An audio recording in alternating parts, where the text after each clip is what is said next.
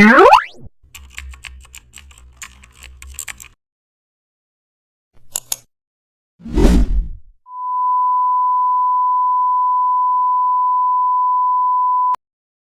banners are powerful for drawing attention, and in this tutorial, you'll learn how to design one using simple but effective custom shapes.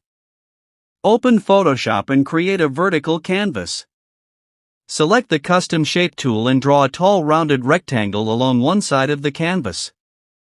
Change its fill color to a bold accent tone. Duplicate the shape and resize the duplicate slightly smaller, placing it on top to create a layered banner effect. Now add a small arrow or chevron custom shape pointing inward to guide viewer attention.